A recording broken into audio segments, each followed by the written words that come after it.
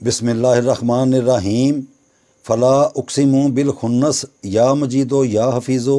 कफ़ाका रब्बुका कम यकफ़ीका वाकिफ़तन इन्ना रब्बी लसमीअद दुआ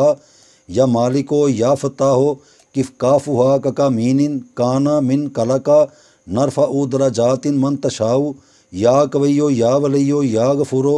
तकिर्रु कर्रन का कर्रिल कर्री फ़ी कबादिन इज़ नादा रब्बाहु निदाअन खफ़ियन या ज़ाहिरो या बातिनो या मुतआलियो तजल्ला मुशक्शकातुन का लुकलुकिन लकाका इन्नल मुत्तकीना फ़ी मकामिन आमीन या खालिको या खय्यो या कादिरो कफ़ाका मा बी कफ़ाकल काफ़ू कुर्बताहु इन्नहु अला रजइही लकादिर या मुइज़्ज़ो या मुतकब्बिरो या कोकबन काना तहकी को फलका। इस चहल काफ में जिन आयात को साथ ऐड किया गया है तो उनकी तरतीब ये है कि उसके अंदर सूरह तकवीर शरीफ की आयत नंबर जो 15 है उसको सबसे पहले रखा गया है। फिर अल्लाह सुब्हानो तआला के दो नाम हैं या मजीदो या हफीज़ो, उनको फिर उसके बाद सूरह इब्राहीम शरीफ की आयत नंबर 39 है उसको ऐड किया गया है। फिर उसके बाद सूरह यूसुफ शरीफ की आयत नंबर 76 को ऐड किया गया है। फिर उसके बाद सूरह मरियम शरीफ की आयत नंबर 3 को ऐड किया गया है। फिर उसके बाद सूरह दुखान शरीफ की आयत नंबर 51 को की है। फिर उसके बाद सूरह तारक शरीफ की आयत नंबर 8 को की है। और इसके साथ जो ये चहल काफ का जो अमल बताया है, ये एक बुज़ुर्ग हैं, ये उन्होंने तरीक़ेकार बताया था कि कुरान पाक की ये जो ख़ास आयात हैं और अल्लाह सुब्हानो तआला के जो मुबारक नाम हैं, इनके साथ अगर कोई चहल काफ को पढ़ता है तो उसको बहुत ज़्यादा फ़वाइद मिलते हैं। क्योंकि चहल काफ जो है ये कमो बेश अब तक कोई 40 तरीक़ों में है, यानी कि जिस सलासल के जो बुज़ुर्ग आए हैं उन्होंने इसको उस तरीके से पढ़ा है। तो अगर इस तरीके से पढ़ा जाएगा तो इसके भी बेशुमार फ़वाइद हैं। अब जैसे मियाँ बीवी हैं और उनका आपस में प्यार मोहब्बत जो है, अगर सबसे पहले जो मजाज होता है उसको देखना पड़ेगा। अगर उनका अल्लाह की तरफ से मजाज और फितरत वो चीज़ें मिलती हैं और बीच में कोई तीसरी जो थर्ड पार्टी है वो जादू टोना करते हैं या घर का माहौल जो ख़राब करने की खातर जो लोग लगाई बुझाई वाला काम करते हैं, तो फिर ये कलाम उनको फ़ायदा बिल यकीन देगी। उसके लिए एक अतर ले लिया जाए। अतर वो वाला होता है कि जो बंद नहीं होता, वो स्प्रे नहीं होता, उसको ऐसे ढक्कन खोल दिया जाता है, फिर ढक्कन लगा के वो या तो बॉल बना होता है या आगे एक ड्रॉपर बना होता है। तो उस शक्ल में भी इस्तेमाल करने की वो कैफियत में हो तो उस अतर की शीशी आप ले लें। लेकिन वो अतर होना चाहिए आपके मजाज और आपकी पसंद के मुताबिक। जो जिस तरह मेरी अपनी एक पसंद है, ज़रूरी नहीं कि जो अतर दूसरे को पसंद हो वो मुझे भी पसंद हो। तो मैंने बाज़ार से एक तोला जो अतर है वो ख़रीदना है जो मुझे पसंद है। या मैं मियाँ बीवी हैं, या मियाँ ये देखता है कि मेरी बीवी को पसंद है, या बीवी ये समझती है कि ये मेरे शोहर को पसंद है। इस मेयार की खुशबू लेके एक तोला, तो इसी ये जो चहल काफ है इसको 101 मरतबा पढ़ के इस नीयत के साथ अपने प्यार मोहब्बत के हवाले से, तो आपने उसके ऊपर दम कर देना है। उस अतर के ऊपर दम करके, तो जब भी मियाँ बीवी, मिसाल है मियाँ अगर सारा दिन काम पे है तो रात को वापस आना है, तो उस अतर को ऐसे हाथ पे लगा के ऐसे मल के तो अपने कपड़ों पर लगा लिया जाए, रात को भी लगा लिया जाए, दिन को भी लगा लिया जाए। तो इससे क्या होगा कि इस दमशुदा खुशबू से वो जो मियाँ बीवी हैं उनका आपस में प्यार और मोहब्बत जो है, इत्तेफाक सलूक, वो कायम होना शुरू हो जाएगा। इसके अलावा जो डिप्रेशन का शिकार रहते हैं, जिनको मतलब तरह तरह के ख्याल और वसवसे आते रहते हैं जो उनको बेचैन रखते हैं और रात को नींद सही तरीके से वो नहीं कर पाते, तो इसी चहल काफ को 21 मरतबा जैतून के तेल के ऊपर दम करके एक ड्रॉपर लेकर उसके अंदर डाल लें। तो रात को एक कतरा नाफ में, एक कतरा सीधे कान में, एक कतरा उल्टे कान में,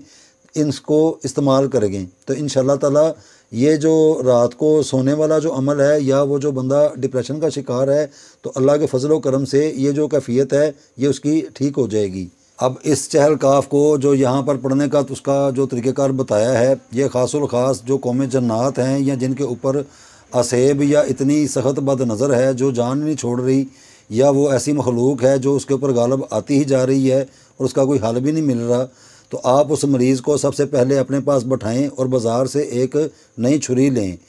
छुरी भी ले लें और कुछ मिकदार में गोश्त भी ले लें, बड़ा गोश्त, उसके अंदर हड्डी नहीं होनी चाहिए। बग़ैर हड्डी वाला गोश्त जो है उसको भी अपने पास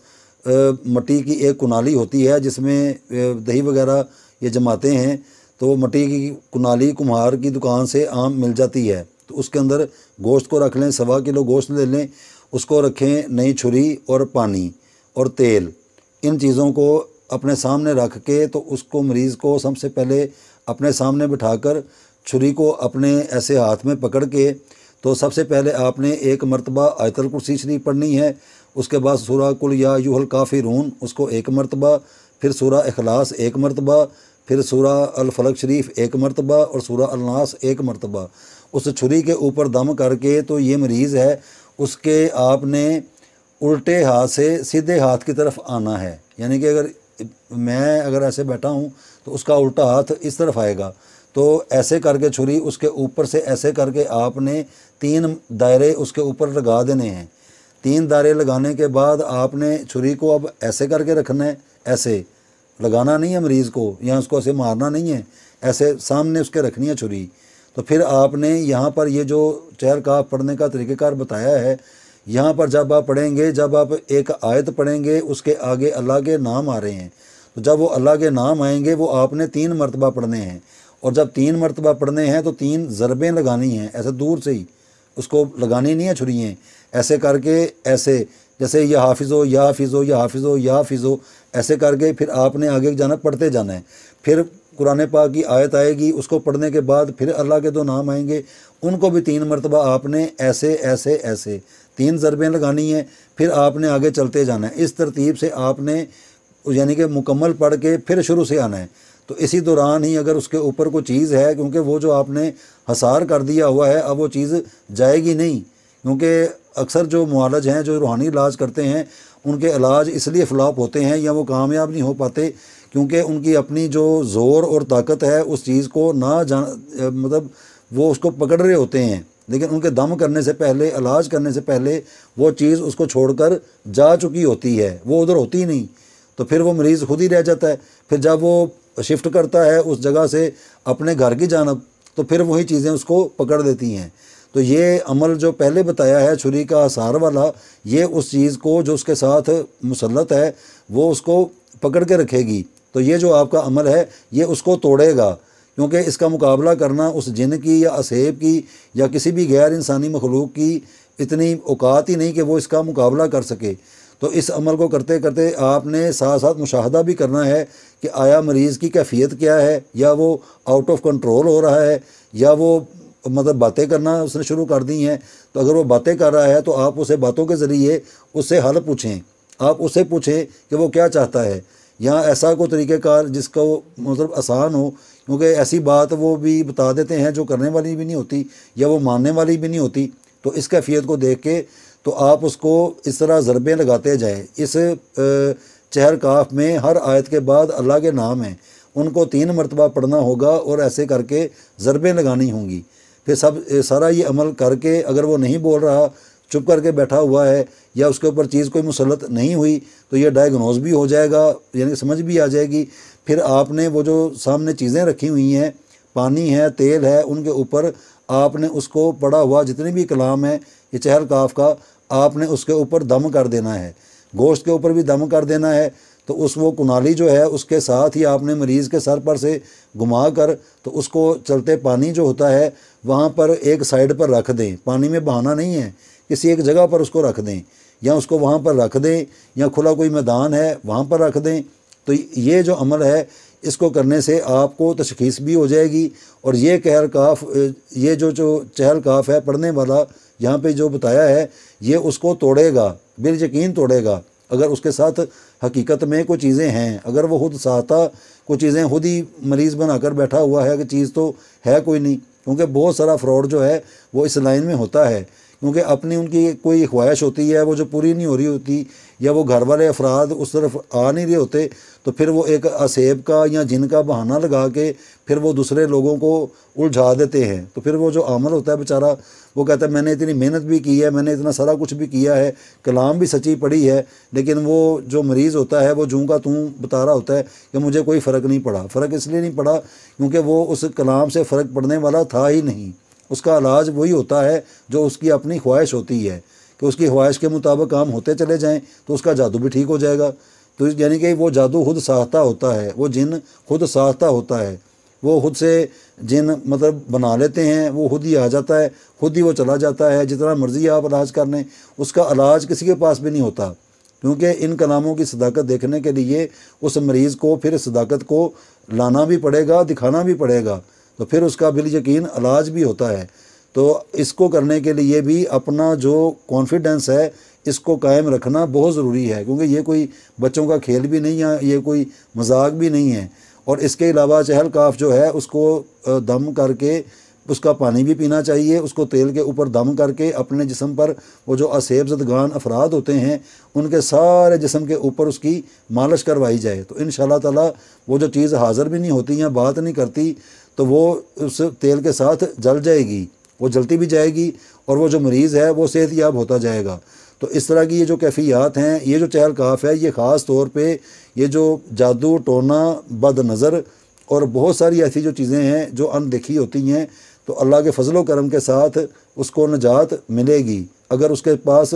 وہ چیزیں حقیقت ہوں گی۔ اگر خود ساختہ بنائی ہوئی ہیں، خود وہ جن بنا رہا ہے، خود آ رہا ہے، خود جا رہا ہے، تو اس کا تو علاج وہ چاہے پورا قرآن پاک بھی پڑھ لے گا تو کبھی بھی نہیں ہوگا۔ تو اس حقیقت کو دیکھنے کے لیے حقیقت کا ہونا بہت ضروری ہے، تو اس کو آپ کر کے دیکھیں۔ تو اس کے علاوہ عام جو افراد ہے وہ اسے ویسے بھی مستفید ہو سکتے ہیں،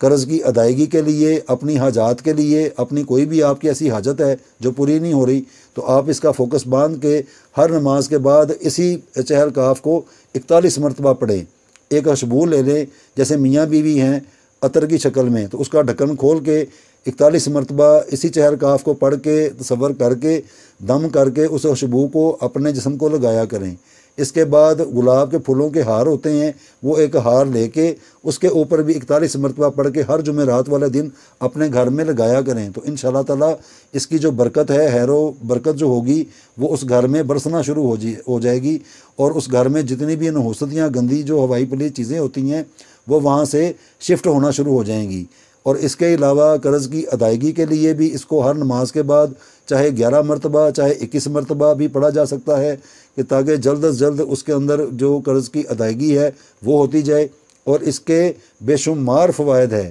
ایک نہیں، کسی بھی مقصد کے لیے، کسی بھی نیت کے لیے۔ جو بچے پڑھائی میں نہیں پڑھتے تو چینی کے اوپر اس کو 21 مرتبہ پڑھ کے دم کر کے ان بچوں کو وہ چینی استعمال کروائی جائے۔ اور اس کے علاوہ اپنی اور خواہشات ہوتی ہیں، یہ آل ان آل ہے، یہ سب کے لیے ہے اور ہر مقصد کے لیے ہے۔ آگے پڑھنے کی جو تعداد ہے وہ آپ اپنی مرضی سے اس کو سیٹ کر لیں، اور پرہیز اس کے اندر صرف اچھے اور برے کاموں کی ہوتی ہے، کسی چیز کو کھانے یا پینے کی پرہیز اس کے اندر نہیں ہوتی۔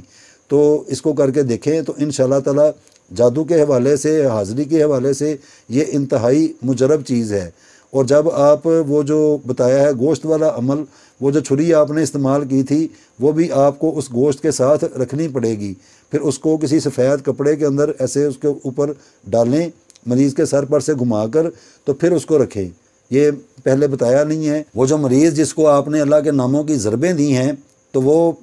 جب گوشت والا آپ عمل کریں گے تو وہ جو کنالی کے اندر گوشت رکھا ہوا ہے اور جس چھری کو آپ نے استعمال کیا ہے وہ چھری اس کے اندر رکھ کے اس کو کپڑے سے ڈھانپ کے تو اس کو مریض کے سر پر سے گھما کر 7 مرتبہ تو کسی بھی کھلے میدان میں رکھ دیں، یا جو چلتا پانی ہے اس کے ایک سائڈ پہ رکھ دیں اور پیچھے مڑ کے نہیں دیکھنا، اور درود پاک پڑھتے جائیں اور درود پاک پڑھتے ہوئے گھر میں آ جائیں۔ تو انشاءاللہ تعالی اس عمل کو بھی کر کے دیکھیں، اور اس کا بھی بے شمار مرتبہ تجربہ بھی کیا جا چکا ہے اور بہت زیادہ کامیابیاں بھی ملی ہیں۔